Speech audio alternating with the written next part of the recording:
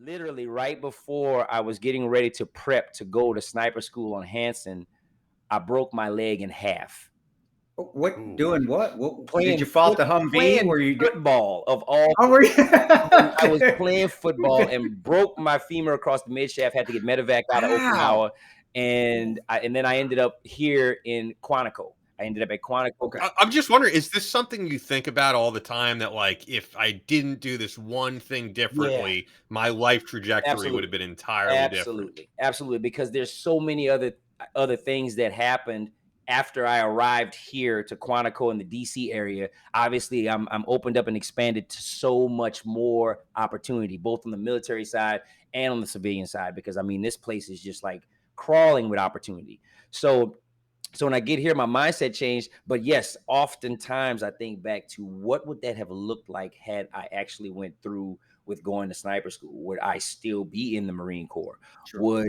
Would I have deployed more? Who knows? Like the what ifs are absolutely endless because I'm in that sure. moment in time, I really was dedicated and ready to make that move. I was 23, 24 years old, so still impressionable. And when somebody offers you something and they think you're kind of badass, it's like, yeah, you're gonna run with that. You know, that's all that 23, 24-year-old testosterone talking at that point. Well, True. but that's why I love the military and the Marine Corps, especially if you're going in that sniper pipeline. It's performance based, so it's reaffirmation that hey, man, I'm kicking ass, It's I'm true. tearing it up, It's true. and they're recognizing it, which Mm. that is still should be that in the military, which I believe it is in certain units. Mm-hmm. But that's what I loved about the military. It was always performance based. It Yeah. was never until you became an officer, maybe down the line, getting 05, 06 areas. But when you're a young private or you're in the sergeant enlisted area, Mm-hmm. if you get recognized like that, it's like holy shit, I'm okay. I'm kicking ass. Let's continue on. So when you broke your leg and then went to Quantico, um, what'd you do? What'd they have you doing? I mean, what were they? I was working as special purpose MagTap experimental. I What lit- the? Okay, tell me what that is. exactly. I still got the badge for that because it's just such a cool badge and nobody knows what that place is. So it's literally all of the experimental weapons that the Marine Corps was either developing or testing came So you got to test R&D. Your R&D, it's R&D is what it basically is for the R&D, Marine right? Corps. Okay. Right. And the most before you even ask, the most interesting firearm that I saw there was called the corner shot. Have you ever heard of the corner shot? The one I remember, that one where you could bend it. It was like a Glock. It was It a was nine it was mil. a It had a Glock build. Glock, Yep. but it had the build and it had a little flip so you could come around here. But the optics were set up that you could look down and yeah, I remember that. What happened? You know what? It kind of just disappeared. It just went away. What happened? Who knows where they're using the corner shot, sir? Was it worth it? I mean, I saw it. It looked cool, but I mean, also it reminds me of Wanted with Angelina Jolie and bending bullets and all. I was like, that can't be. This can't be. So the thing is it actually it bends the gun. It bends the gun. Yeah, Yep. so it's in kind of like I wouldn't even call it an AR platform housing. It was more like one of those Ronies, you know, the Yeah. yeah. It was more like that, but extended to the front, obviously. So that way, when you put the front half of that contraption out past the wall and you hit the button and then it flips, so the whole gun goes to the side. But then there's a camera looking through the optic, and the camera is on the back end of that contraption. So you're looking at the camera through the optic. Could you? Okay, be honest. I Was it didn't use worth a shit? Did you shoot it at all? I Was it didn't shoot it. accurate? I didn't shoot it. Oh, And to be honest with you, just the mechanics of it was strange to me because of just what I know about recoil right now. yeah, of course. You know, Yeah. so how does that work when you have something standing out here and then it's going to do this, and you It's coming this way. you have no leverage? Where's your leverage? Yeah, So, man, I really wish I never got to shoot one of those. I do remember those, Mhm. and that, but I was wondering the same thing. Well, that's still, I mean, that's cool. How'd you feel, and what was going through your head when you're there? You know, you're nursing your leg. It sounds like you're still in a pretty cool position. yeah, no, You're not in Japan. I was without question, and I think it was again more about my maturation and evolution as a human being at that time because I was going through something that kind of reset my trajectory, so to speak. Sure. And to be honest with you, that was the beginning of the end of my career because first off, they put a rod in my leg that was about a quarter of an inch too long. So I Whoa. was walking unevenly for the first year. So I fully rehabbed into this limping position until they realized that the rod was too long. So then they had to go back in, break the leg again, irritate the thing, put in the new rod that fit properly. And now to this day, I still feel like my leg, like the bottom half of my leg might be turned a little bit, Turned it. just because I'm like, I don't know. For them to make such a grave error the first time, I don't put anything past anything after that. Well, honestly, I didn't know that. You couldn't tell out at the range when we were running. You weren't hobbling, or I didn't. At least I did. Maybe next time if you come out when You're gonna I'll be pay attention studying to my it. gait I'll now. be like, and is he limping, or is he cockeyed to the left a little bit? What's Yeah, going on? yeah. No, man. Yeah, so I don't really have any complaints about it. And the funny thing Good. is I'm not 100% disabled. I'm not even close to 100%. I'm like 40% disabled, right? And everyone tells me, man, you can go back and you can get more and this and that and the third. But there's so much that's not service connected to this. And the Okay. fact that I wasn't on a deployment. This was during PT. Like I was playing PT football and just Sure. happened to pull a hamstring across the mid shaft, broke clean break, right? So Wow. at the end of the day, the thing that I'm thankful for is how it opened up my mind to adjust my lifestyle and adjust my what I thought were my life's plans at the time based on one scenario, now given another scenario. So it pushed me to go to college. It pushed me to study business more. It pushed me to be hungry, to be humble enough to sit under someone else's tutelage if I wanted said information. So Gotcha. it was a good learning experience. I mean, I've done and worked with a lot of people in a lot of different industries. I consider myself a jack of all trades. And I did all of that while I was still a federal civil service worker. I was still a civilian Marine at the time. So I didn't Okay. fully hang up the government until like 2017. And then I started working for a broadcast media company. And then from there, that's when I started to understand the media space better. I understood that it fit a lot of the attributes that I already had from college and the military and being a freelance entrepreneur on the side. I was able to leverage a lot of the different assets that I bring to the table at this media company. And just being there and growing in there, it just happenstance while I made this transformation into the firearm space, I learned enough prior to that about media to know that there was a media opportunity here for us in the firearm space in order to, send a certain message, tell certain stories. And that's what the premise of this all started as. Now, obviously, it started as me buying my first pistol and rifle in 2020, which a lot of other people are shocked about because coming from the military background, getting out of the Marine Corps in 2008, yes, it was 12 years later when I first purchased my first Oh, firearms. wow. And part of that is probably also cultural being in where you're at. You're near DC, right? Mhm. So it's not as much a part of the culture as Well, like where Chris is in Kansas. well, but Quantico's next to Fredericksburg, and I do remember Mhm. we used to do a lot of training out of the Crucible and DynCorp, and actually, that's where sniper school is. One of many sniper schools at Quantico. So I could, honestly, I could see that.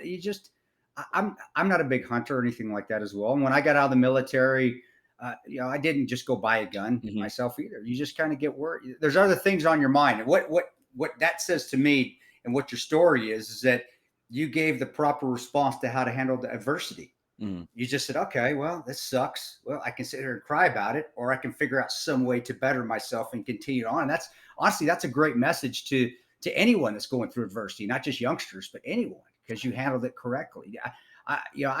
We do talk about faith here in God, and even though I cuss a lot on there, I have to pray for forgiveness every time we get off the Listen, podcast. I feel a little uncomfortable, and it's funny too because Chris, you're so humble, man. You're so respectful. Yeah. You're so nice, but you curse like a sailor, and so do I I. know. But the funny thing is when I get around you, sometimes I'll be wanting to hold back, but then I think, well, no, this is Chris. This is Man, Chris. He cousin can drop Chris, F. man, what are you talking Well, about? Chris, that's why me and Ian that's why I was pushed Ian. Like, Ian, really, we are not in the political category. We're in the faith-based category. He goes, Chris, we cannot because you say fuck way too much. There's no It's not way. even. I don't think necessarily you No. do, but it's other people that we'll have on where it's just like. I mean, you can't. If we're trying to hit like the Joel Yeah, Osteen yeah, I audience, know you'll, Joel you'll Osteen. literally I be know, like, "What the yeah. fuck is this?" Definitely, But definitely sending the wrong message 100%. So listen, I think you yeah, guys picked the right category for sure. yeah, no, we're in government, so it's not political, and we do talk. Military is a part of government, but actually, what you were saying, that's a good transition into what Chris was asking, into like the birth of Guns Out TV and working in TV and that whole story. And did you ever have any problems with when the leg happened? Did you, why are you doing this to me?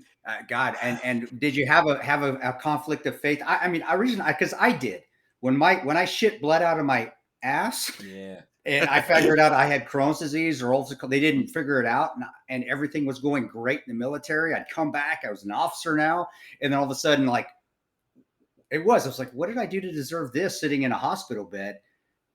There was a little bit of a, all right, God, what do I believe in God? A little doubt and faith. I'm not saying I didn't believe in God. It's just like, okay, is He really helping me, or did you have that, and did you were able to handle any of that, or did you just continue on with your life and say, this is just one of the path God's got me on. I'm just going to keep grinding. That is such an interesting question, Chris. And it's interesting because I don't remember thinking that one time. And I think the reason why I don't remember thinking that one time is because I have a tendency to live in the moment, and coming from where I grew up and just not really having a wide experience level coming into young adulthood, all of these things, I looked at each and everything that came to me as an experience that I could learn from, grow from, and how am I going to conquer this? How am I going to achieve this? I love achievements. I love achievements. I love trophies. I love acknowledgement, all of those things. And so every time I'm given that opportunity to be in position to shine, to show my best, to show my grit, to show that even with the odds stacked against me, man, listen, I go for it. I go for it. It's almost like I welcome it because it's like, I don't know. I don't know if any of you ever heard of Dragon Ball Z, but like this is one of the. Oh yeah. Oh yeah. So like, it's like the Sure. Saiyans, man. Like the Saiyans, you beat the living snot out of them and they love every moment of it because they know they're about to come back stronger. Yeah. It's kind of always really been my personality because, I mean, listen, I was bullied in high school. I didn't really have a whole ton of friends that I left behind when I joined the military. So that was even more of just, I don't know, man. Motivate. I mean, it's not like motivation. It motivated the hell out of me, man. It's like, man, get out here and just prove yourself to you. That's what I wanted to do. I wanted to prove myself to me because I couldn't tell what I was worth based on anyone else. Sure. And the funny thing is that you should never do that anyway. Yeah. So who gives a shit? Who cares, man? As long as you're doing you with the best intentions and you're not taking away from anyone else. I mean, listen. And then you go from that mentality to, I want to be doing things that add value to other people. And then that's how you develop purpose.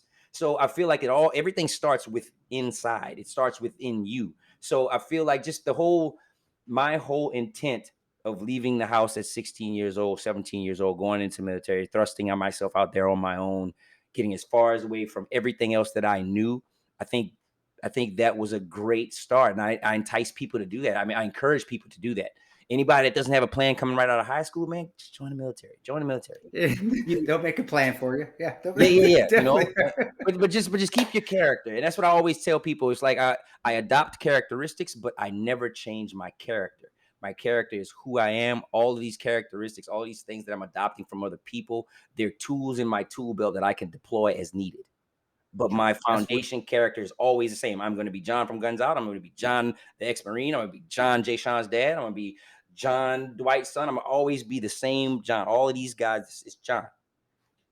Yeah, that's honestly that's a great way of thinking of dealing and handling adversity. I know we get listeners. We have a bunch of listeners that go through adversity, and just how do we handle? How you keep driving on, and you use that as a motivating factor. And honestly, you have a good. If you ever wanted to be a speaker with the broken leg, And you have a great story. You have, Uh, I'm seriously, you have a great story. It's like, it didn't bother me. I just kept like, screw it. Let's just keep pushing on. And that's amazing. And that's how everybody should think, whether you have faith or not. It's just keep grinding on and you know, making myself better and not feeling sorry for yourself. and you know what? And now that I know that your listeners may feel similar or have similar situations or might be able to actually relate.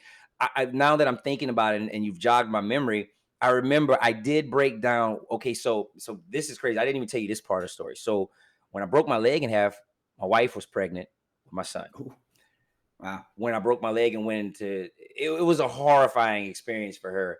And by the time I got out of the hospital, she was being admitted into the hospital, giving Mm. in labor 3 months Wow. premature with my son. So Wow. my son was born 3 months early, and we actually got medevac from Okinawa to Hawaii because of him. He had to go to the special NICU there because he was so premature. Wow. Um, but I remember that day that I came home from the hospital, and I literally missed her. She was getting driven to the hospital by my cousin who was stationed in Okinawa with me, and I got home to an empty house, knowing she was pregnant. And then my brother helped me to my bed. I laid down in the bed, and when I laid in the bed and realized that I couldn't just get up and do what I needed, I couldn't just get up and go to the hospital and check on her. Yeah. I couldn't just get up and go to the bathroom for that matter. I needed assistance because my leg was in full traction, and I had no. I mean, it was crazy. So I'm laying there in bed, and I literally just broke down. This was the first time in my life that I felt like I couldn't do anything about all this stuff that's going on around me. I So couldn't. just a feeling of helplessness, more or less. Just Complete I'm just helplessness. It was, and okay. it was absolute helplessness because there was nothing I could do, Chris. Like I would have had to been like on 1,000 Percocet and had some crutches from hell or something, or motorized wheelchair just to get around because I could not move my leg at all. All of my right side was dead weight. Yeah, man. So that was the one tough point.